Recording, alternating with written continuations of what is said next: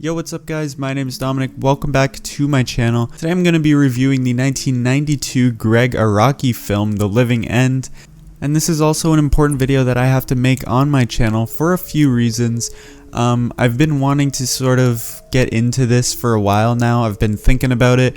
Don't worry, this isn't some like I'm quitting YouTube video or anything. I'm still going to be doing YouTube 100%. But I think this is a big reason as to why I haven't been posting as much in the past few weeks, because I've been thinking about this a lot, about my channel and kind of what direction I want myself to go in. Because when I first started, I was, posting whatever I thought was going to get views because I just wanted to grow and gain a lot of subscribers, which, I gotta be honest, it's still true. If you said that you do YouTube and you just don't at all care about subscribers even a little bit, I feel like you're lying. That might not be your primary motivation. Like for me, I'm not doing it for the subscribers. I am doing it because I love doing it, but the subscribers are a cool bonus. I like seeing myself grow and reach milestones and stuff, and I just feel like I'm at that point. I've surpassed 500 subscribers. I'm still growing quite fast. It's really surprising to me, but I've kind of reached that point where I think I need to sort of find my niche within movies, because I was posting a lot of stuff. As I said, I was primarily just going for views. I was posting big blockbuster stuff, trailer reactions even, which all the time for me are not really that genuine, not very entertaining, but I just did it because I knew they got views. And reviews and ranking videos for things that I thought were going to get a lot of views, which a lot of which I do still feel passionately about, like Tarantino ranking, Scorsese ranking, Kubrick ranking. I would still make those videos again in the future, but I've just reached a point where I've kind of come to a crossroads and I have to decide the future of my channel, because as I said, I'm blessed enough to have at least what I think is very quick growth. I've been on YouTube a little bit over a year now, and I'm almost at 550 subscribers, which is just nuts to me. And I've kind of reached that point where I have to decide what kind of content I want to make, and I've been thinking about it for a while now, and I want to sort of go in the direction of the more indie movie side of things rather than the more blockbustery side of things, which I'm not going to be straying completely away from those. I'm still going to be making those videos when I want to make them, but most of my smaller videos, my often videos that come out all the time, like my movie reviews and some video essays, will mostly be about sort of smaller indie movies like the one I'm reviewing today, because those are the ones that really get me passionate about movies most of the time. And I would say a large portion of movie YouTubers on the platform are this sort of niche that are big blockbusters, new releases, all that sort of stuff, which is fine. That's really cool. Like, I love that stuff still, but I feel like there's not as much space in that niche for as much growth, which I might be completely wrong here. I might be choosing the wrong niche that won't grow as fast, which is fine, to be honest with you. It's okay. I want to make these kind of videos, but I feel like there are already so many better YouTubers than me who are in that niche, and there are better YouTubers than me in the other niche, but it's just less. There's less huge YouTubers there, at least from my experience. So I hope you guys understand my decision. I am definitely going to be still making the sort of big blockbustery, occasional new release video here and there. I'm not going to be doing them as often as I maybe once did, but yeah, I hope you guys are okay with my decision. It's not like it's a permanent thing, because I could probably switch. I feel like a lot of my audience a lot of it is on one side, a lot of it is on the other, so I could kind of have some flexibility with that, which I'm grateful for. But I'm going to try and delve more into the sort of smaller indie side of filmmaking, and hope it works out. So thank you guys if you understand, and I just want to say thank you guys for all the support, and let's get into the review. So The Living End is the first, I believe, like major film from what I've heard is arguably the most popular filmmaker leading the way in the new queer cinema movement, which is Gregg Araki. And this film is obviously The Living End from 1992.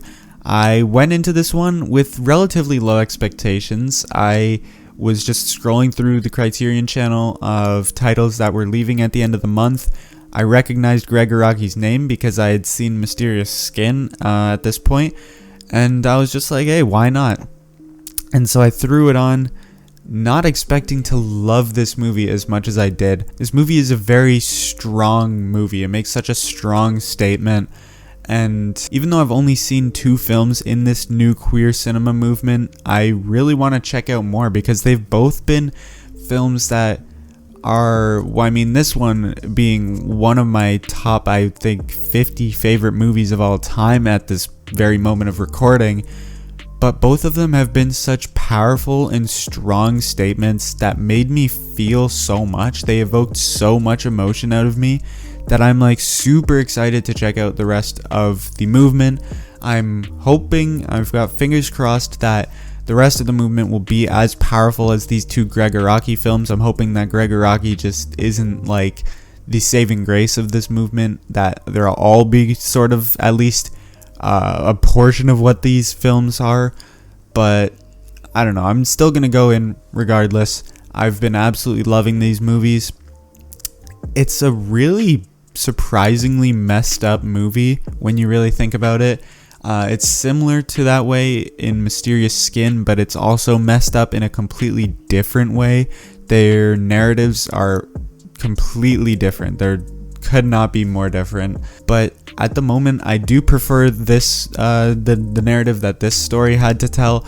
I think the other one, I don't know if I want to say it's more important, but I feel like it might hit more people harder than this one will. But the style of filmmaking used in this movie specifically was so intoxicating and so entrancing that it would not let me leave. Like, I had to watch this movie all the way through. I was like fully invested into the experience. It was a really immersive film, and the filmmaking used was really like amazing. It wasn't necessarily like the best looking film I've ever seen, but something about all of the way these shots were composed made me feel like a different way. There's not a lot of movies out there that make you feel purely based off of like cinematography, and this movie was definitely one of them.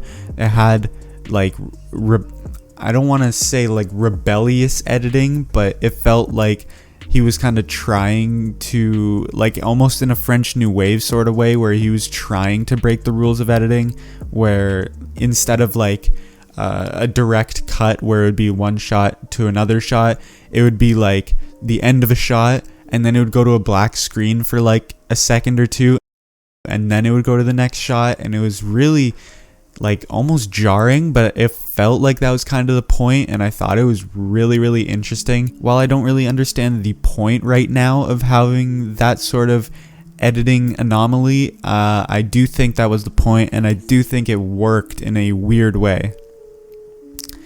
This is a very raw, unapologetic, and surprisingly dark style of filmmaking that kind of has glimpses of beauty, which is obviously the central relationship between these two characters.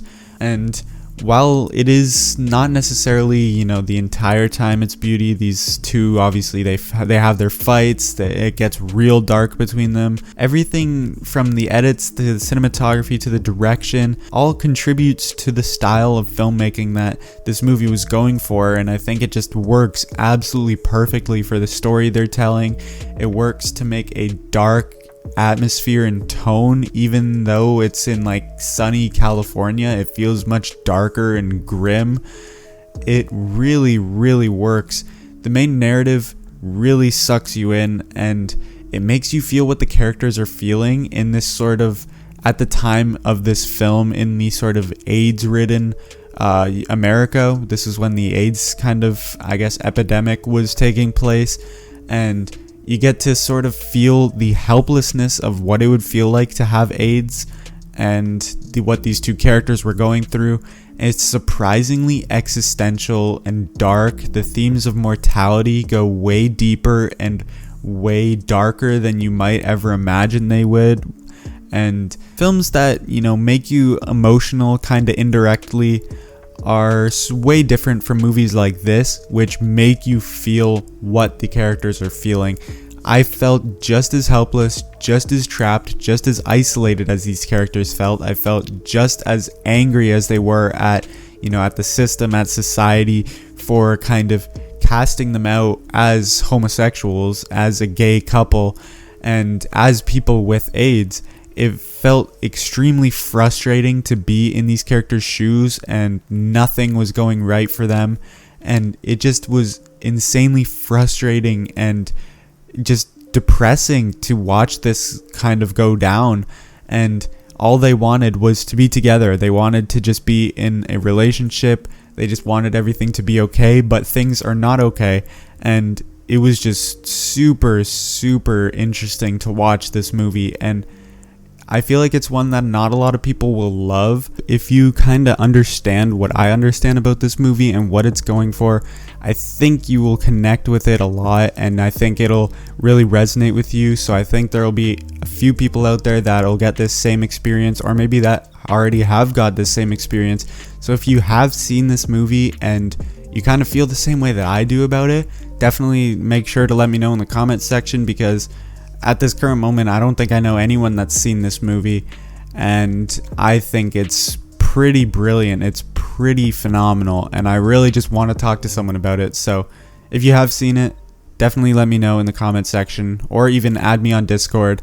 I'll put my Discord in the description. If you guys that's just in general, if you guys want to add me on there and, I guess talk to me, then go ahead and do so. Overall, this is a film that I don't necessarily really have any flaws with, but I just think there are parts that are a little less strongly written, and parts that are not as well paced, maybe feel less important or necessary than other scenes, which in a film, especially that isn't very long, that does take a little bit of weight. Obviously with longer movies, you take some exceptions for scenes that you feel like might not be necessary, but in a movie this short, you feel like everything should be just as important and contribute to the overarching narrative, which there are a couple scenes here and there that don't. There are a few points at which the writing doesn't feel as strong, so I have very few flaws with this movie. Overall though, I'm going to give The Living End a very strong 9 out of 10. This is in my top 50 favorite movies of all time now. It's not quite a 10 out of 10, but I strongly recommend everyone checks out this movie if you can, or if you want to, and just let me know if you guys enjoy the movie. And that is basically it for the video, guys. If you enjoyed, definitely make sure to leave a like on the video, subscribe down below, and hit that notification bell so you're the first person to know whenever I upload a brand new video just like this one. Definitely let me know in the comments if you have seen this movie. Also, let me know down in the comment section if you guys are on board with my kind of decision that I'm making with my channel. And that is basically going to do it. I will see you all in the next one.